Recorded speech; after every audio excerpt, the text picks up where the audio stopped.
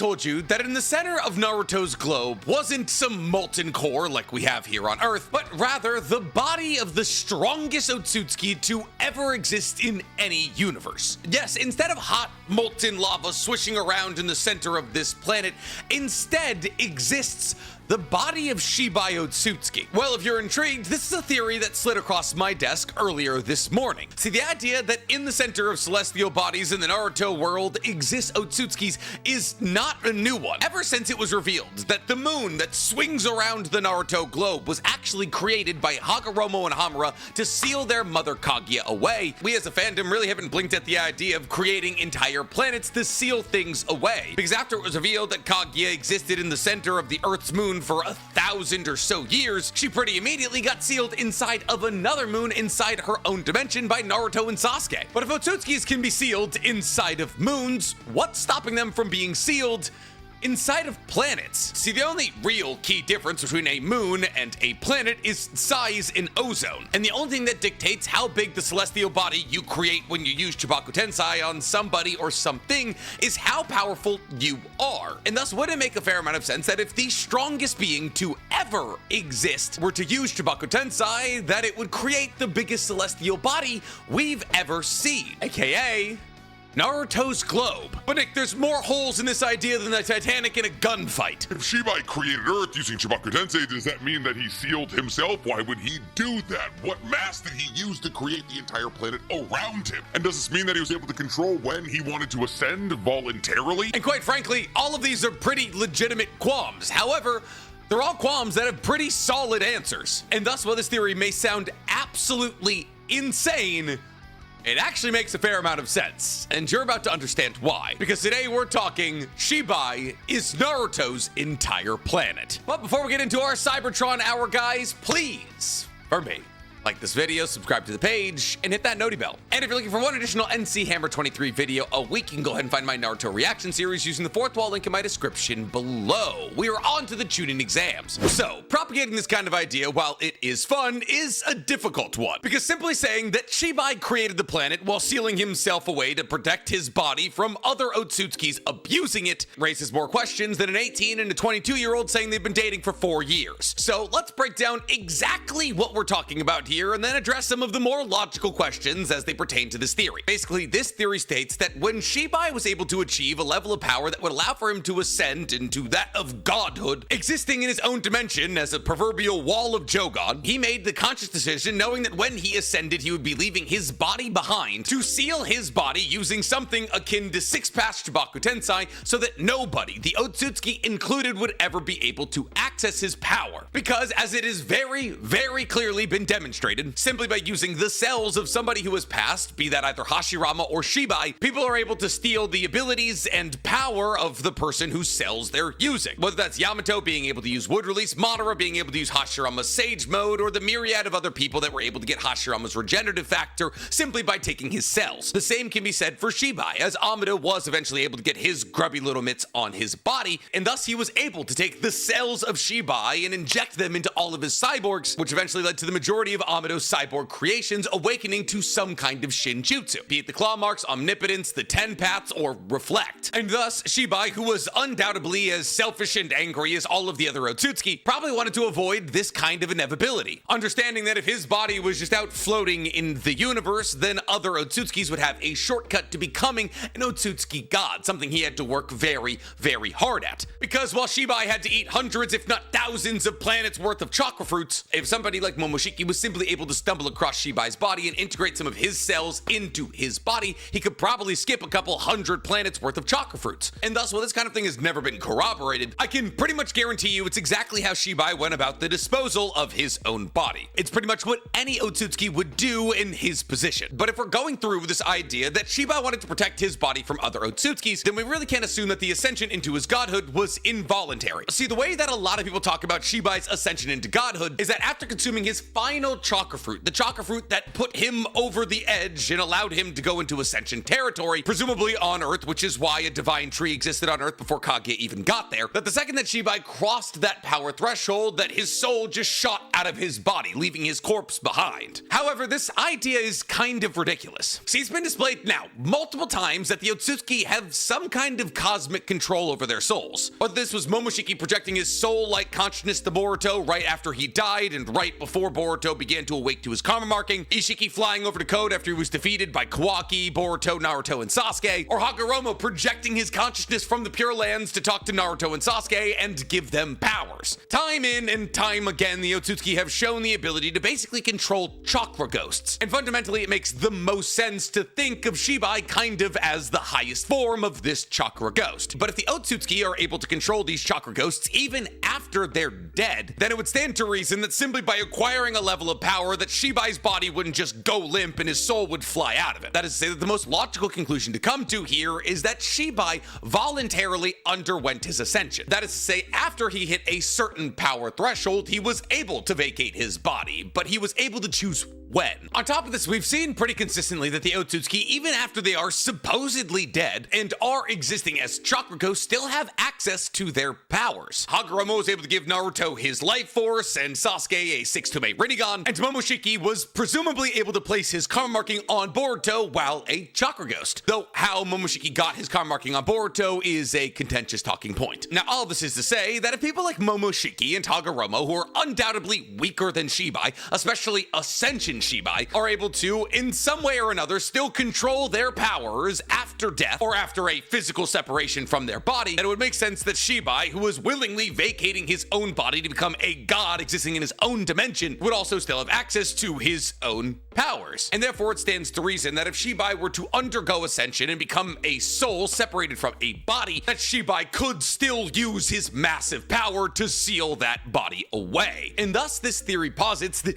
after Shibai reached this level of power that would allow for him to ascend, presumably from a planet that was not Earth, he then flew or teleported to a vacant spot in the universe and sealed his body away. But Nick, you're saying right now, if you understand both Naruto and physics, Six Path Shibaku Tensei makes whatever you touch a gravity well. And the only reason that Kaguya was able to be sealed away in what effectively became the moon is because the mass of the moon was ripped away from Naruto's planet and globbed onto her and thrown out into orbit. So if Shibai went to some vacuous part of space and used Six Path Shibaku Tensei on himself and became a gravity well, if there was nothing around him, well, it wouldn't do anything. And of course you're right, but also not all of space is empty. On top of this, technically Shibai wouldn't even need to go to another place, as mind you, we are talking about the idea here that Shibai did just consume a chakra fruit. And a chakra fruit, when produced correctly with enough power from an Otsutsuki and a fully mature Ten Tails, completely sucks all life out of a planet. And therefore there's a fair decent chance that after Shibai sucked all of the life out of a planet, he decided to ascend and seal his body away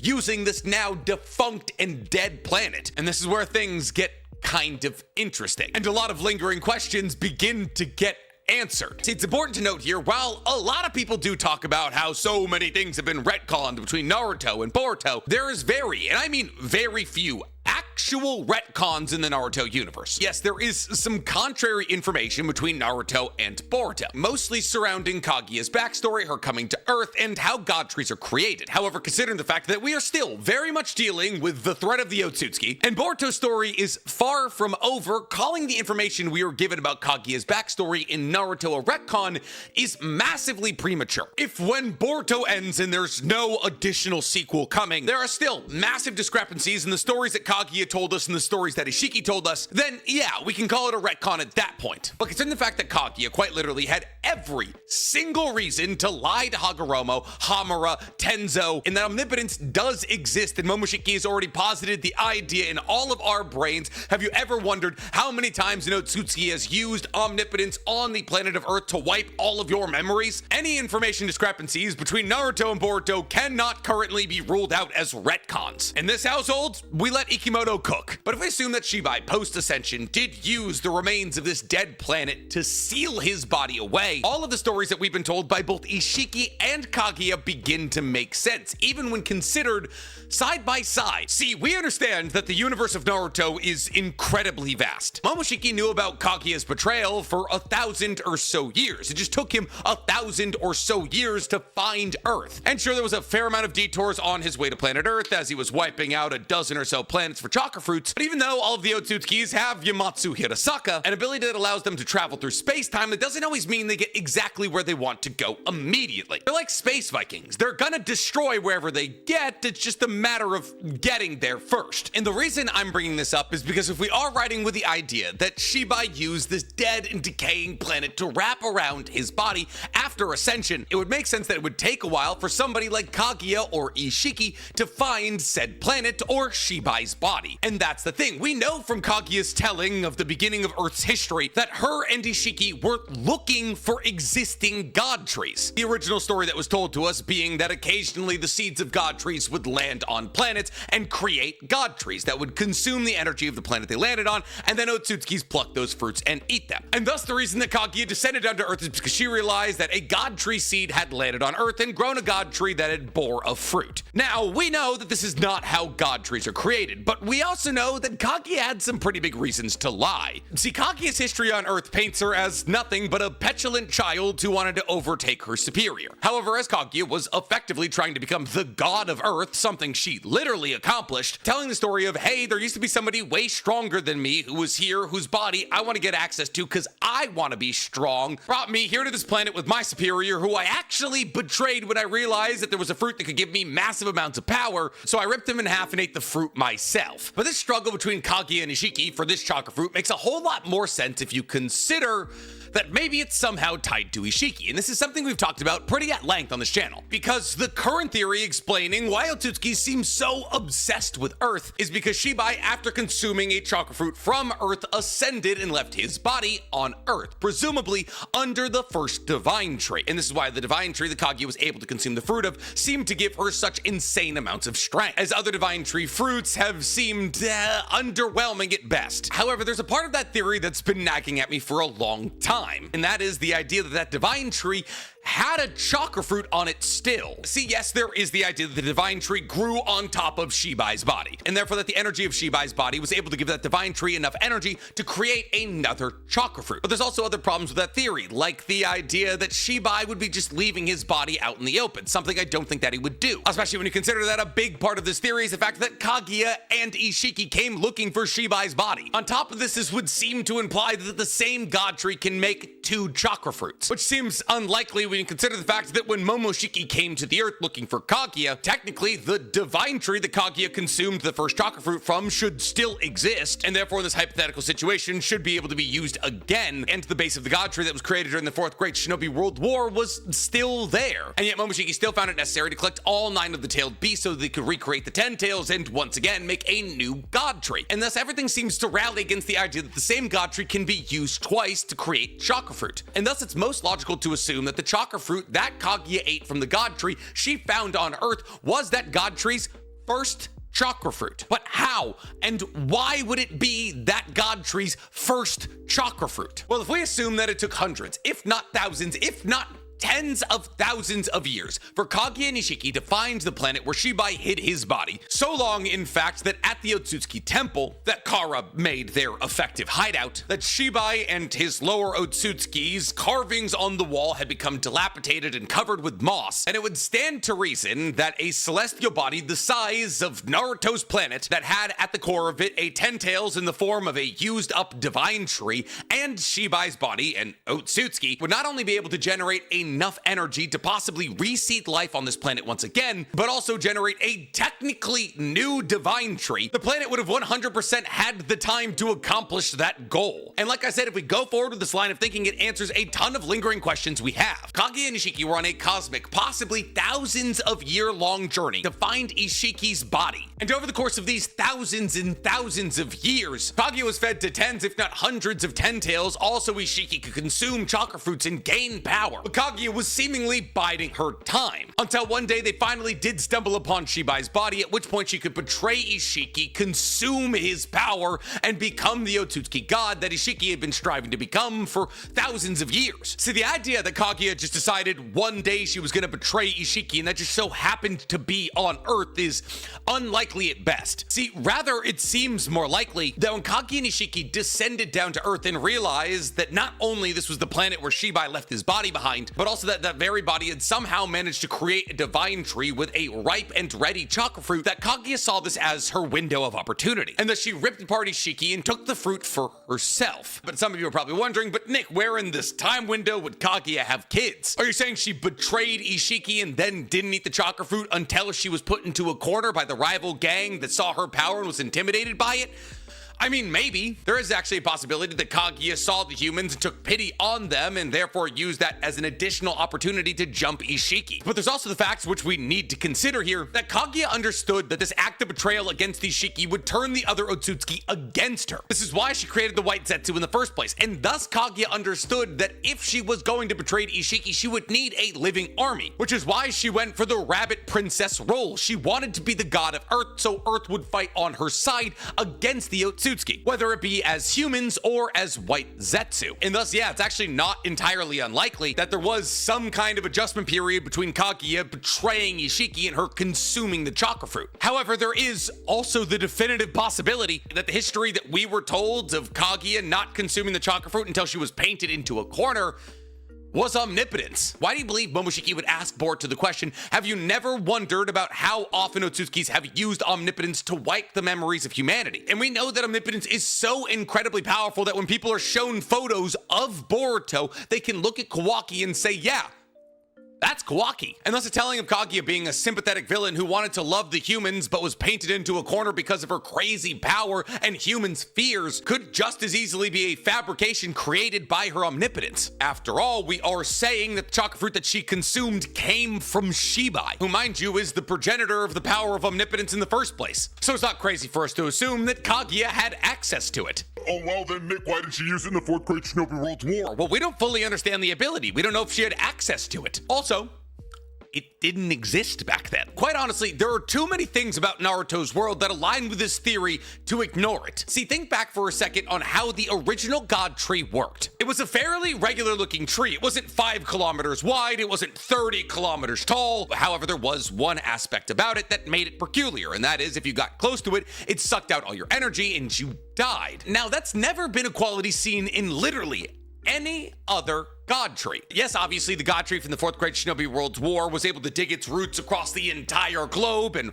wrap people up and slowly turn them into White Zetsu while sucking out their energy. And this is also something that the initial god tree was able to do after Kaguya cast the first infinite Tsukiyomi. However, the 4th grade Shinobi World War god tree did not have this proximity chakra suck. And that's because fundamentally the formation of the god tree from the 4th grade Shinobi World War and the formation of the first god tree were different. See, the god tree from the 4th grade Shinobi World War was made with intention and directed with the infinite Tsukiyomi. And while the initial god tree was eventually directed with infinite Tsukiyomi, this was after Kaguya had consumed the chakra fruit, as it wasn't until Kaguya had consumed the chakra fruit that she awoke to the Rinne Sharingan. And thus any and all energy that had been drawn into the initial divine tree was done so passively, which seems to imply that the formation of this god tree also happened passively. But the idea that enough people walked to the death tree that it was able to absorb enough chakra to create a chakra fruit of the quality of which that one was able to make Kaguya a planet level threat with a Rinne Sharingan makes no sense, especially when pitted against the idea that people like Momoshiki have consumed 12 or 13 chakra fruit and are comparatively strong to Kaguya when they should be dozens of times stronger than Kaguya. I mean, what do you mean that Toneri, who's never consumed a chakra fruit and simply got the 10th Seigan, is almost as powerful as Momoshiki, who's eaten 12? Something must be going on with the chakra fruit that Kaguya consumed. And that answer, I believe, kind of lies with the Shinju. See, it was semi-established in some recent chapters of Two Blue Vortex that the roots of the god tree still very much exist in a network all around the globe. See, because on 2 separate occasions, a god tree has nabbed up a bunch of, if not everybody on the globe. And this requires the god tree's roots growing throughout the entirety of the planet to snack every single source of chakra. And apparently, those roots haven't gone away, as Moeki was shown in her battle against Konohama Mamoru to be able to use wood release in the middle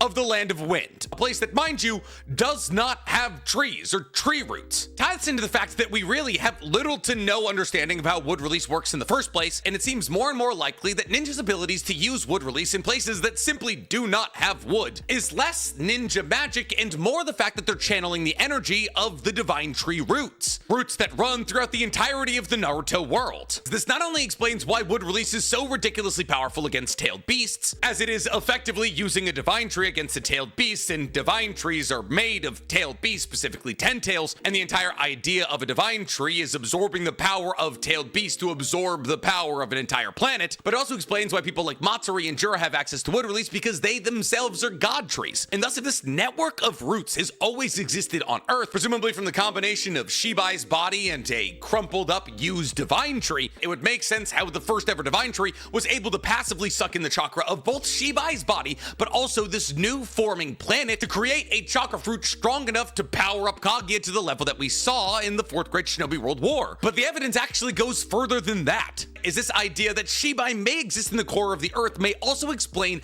how Rasengan Uzahiko works. See, Rasengan Uzahiko is said to, and I'm quoting here, work by using the Earth's chakra. Not nature energy, not positive and negative energy, Earth's chakra, an entirely new and separate form of energy. And to this day, even though it's literally been years since Rasengan Uzahiko was unveiled, we're not entirely sure what that Earth's energy thing means. Now, we have gotten some semblance of an answer, stating that Rasengan Uzahiko is able to tap into the power of the centrifugal force of Earth, and therefore by tying somebody to the idea of the centrifugal force of Earth, so long as they are on Earth, they're gonna feel the centrifugal force, which is why they get dizzy. This doesn't necessarily answer the question of why Jura said that Rasengan Uzahiko works similarly to his tailed beast balls. See, a tailed beast ball is a combination of an 8-to-2 ratio of positive and negative chakra, of which we also know next to nothing about. That is to say, what positive and or negative chakra is. But if hypothetically the Earth's chakra that Boruto was tapping into was actually the energy of either Shibai or a 10 tails or a divine tree, that would make sense as to why that power would be similar to the tailed beast balls used by Jura. I mean, Jura is a combination 10 tails and divine tree, using tailed beast balls in ways that we've never seen before. That is, that he is A, firing them from his Rinnegan, and B, being able to use them as sniper bullets. And as a technical walking divine tree, it's not crazy for us to assume that Jura's tailed beast balls may operate differently from your standard tailed beast ball, as they themselves may also be tied to the usage of Earth energy. And when you tie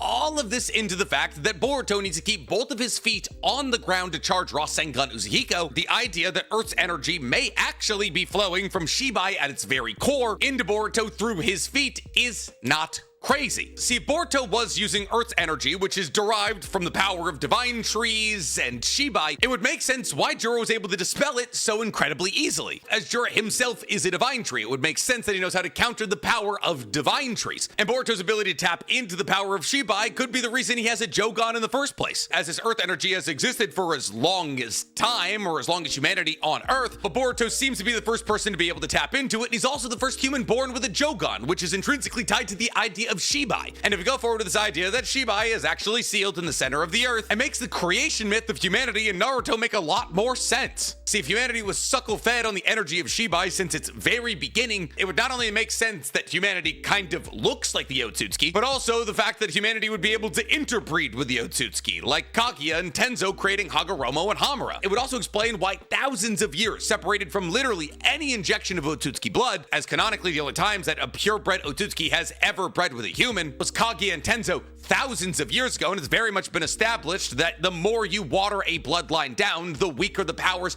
of that bloodline get. As Mukai Kohinata showed us, that Hyugas can lose access to the Byakugan after just a couple of generations of breeding outside of the clan, and both Ashura and Indra looks nothing like their father, Hagoromo, and the same can go for all of the Otsutsuki who were born on the moon. It doesn't necessarily make a lot of sense to say that, oh, humanity's able to bang with the Otsutsuki in terms of strength because Kaguya was the progenitor of ninjas, when ninjas who have no canonical connection connection to the bloodlines of the Senju or the Uchiha or even the Uzumaki, like Minato and Inoki are able to go toe-to-toe with high-level Otsutsuki-blooded foes. There has to be some other answer, and that answer isn't just, oh, they have access to ninjutsu and ninjutsu got stronger as time went on. Canonically, that's not really how things work in the Naruto universe. Bloodline kind of means everything. That or having some kind of spiritual tie to the earliest generations of the Otsutsukis like Ashura or Indra, or a connection to a tailed beast who are also Otsutsuki technology. And yet, people like Inoki who have no connection to the Otsutsuki are ridiculously powerful. So where does that power come from? Well, I would say the Earth, which is why Earth has been such a ridiculous hotspot for thousands of years. It's why Kaguya and Nishiki ended up on Earth looking for Shibai's body. It's why Momoshiki was willing to traverse the universe for 1,000 years to find Kaguya. So really, when you think about this theory in its totality, you think about the properties of the original divine tree and its ability to absorb chakra from anybody who got close. You think about the fact that there is still seemingly a very active root system all across the globe of divine tree roots, and the fact that there is seemingly some kind of mysterious black box that exists in the center of the Shinju hideout, which itself exists in what appears to be the center highway crossing of a massive, possibly globally wide root system, and thus this global root system may actually either come from said black box or might be pumping energy back into it. And the idea that that black box may actually be Shibai's body, and the idea that Boruto is tapping into that energy, which is the same energy that allowed for the Shinju to be created in the first place, which is why they exist as soul thorns and can be regenerated using those very same roots. And pretty much every lingering question we have about the Naruto and Boruto universes kind of gets answered. I mean, can you imagine a better way to hide a body than locking it in a black box that is technically bound by the rules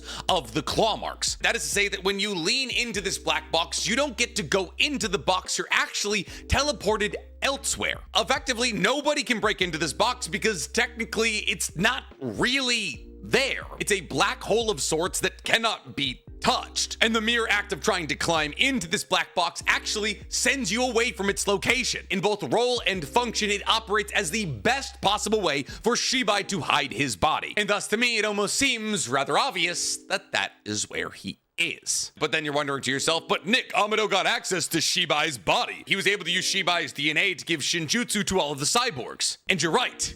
He was. But if the entire planet is technically abundant with the chakra of Shibai, it would only take somebody with the ability to isolate and use that chakra to try and recreate the Shinjutsus that lay dormant in that very same energy. This is why when Boruto channels the energy of the earth through his feet to use Rasengan Uzuhiko, the wisps that appear around Boruto seem eerily similar to the wisps that we saw around Shibai in the first ever time we saw his full body. And thus if we assume that Rasengan Uzuhiko is some kind of iteration of a Shinjutsu used by Shibai that Boruto is able to access simply by accessing the Earth's chakra, not only does it corroborate the idea that Amado would be able to recreate Shinjutsu that Shibai had simply by tapping into the Earth's chakra and injecting it into his cyborgs, but it would also confirm the idea that Earth's chakra is derived from Shibai, bringing the whole cast of theories together under one big umbrella. And I'm gonna be real with you guys, I feel real confident about this one, but I'm curious to hear what you guys think. Do you believe that this catch-all of a theory floats, or it's got some holes? Let me know in the comments below, and while you guys are down there, please,